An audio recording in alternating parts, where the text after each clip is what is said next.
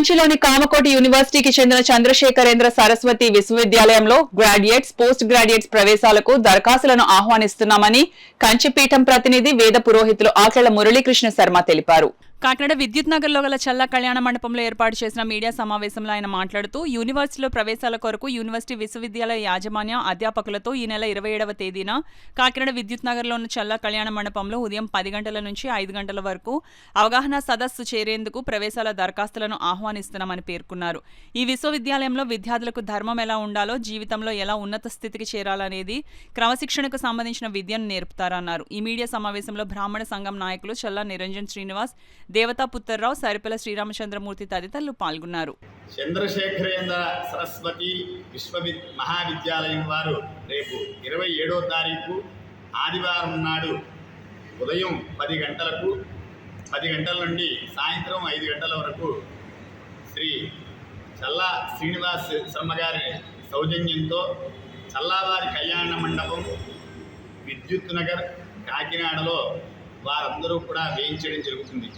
ఆ యొక్క యూనివర్సిటీ నుంచి వారి ప్రొఫెసర్లు, అలాగే వారి యొక్క స్టాఫ్, వారి బృందం వారికి మనకి సంబంధించిన వరకు మనకు ఉండేటువంటి సందేహాలు కానీ లేకపోతే ఏదైనా సందేహ నివృత్తి చేసుకుని అడ్మిషన్స్ స్వీకరింపబడతాయి.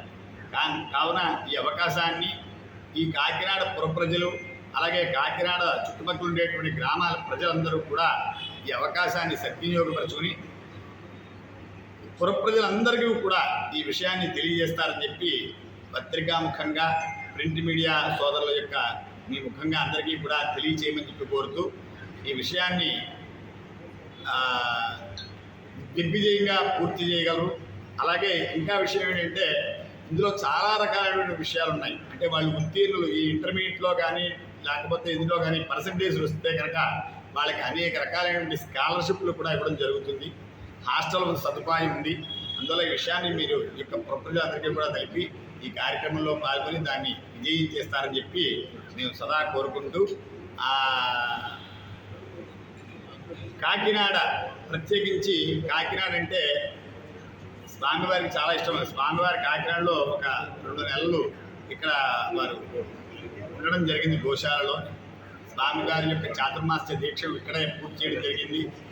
అందువల్ల ఇటువంటి విషయాలన్నీ కూడా ఉన్నందువల్ల కంచిపీఠం అనగానే కూడా మన దక్షిణాదిలోనే కాదు పూర్తి భారతదేశంలో కంచిపీఠం అంటే మూలాంబనాయ పీఠం అని చెప్పి ఒక మంచి పేరుంది. కనుక అక్కడ ఉండేటువంటి విద్యార్థులకి మంచి ధర్మాన్ని బోధిస్తారు, ధర్మం అలవడుతుంది, తద్వారా సమాజానికి సేవ చేయగలుగుతారు, మంచి విద్యను అభ్యసించగలుగుతారు. తద్వారా అక్కడి నుంచి వాళ్ళు ఉన్నతమైనటువంటి ఉద్యోగ స్థితిని పొంది ఉన్నతంగా జీవించగలని చెప్పి సలహా ఆశిస్తూ ఈ పత్రికా మీడియా, ప్రింట్ మీడియా సోదరులందరికీ కూడా ఈ విషయాన్ని కాకినాడ ప్రజలందరికీ కూడా తెలియజేసిందిగా కోరుతున్నాను.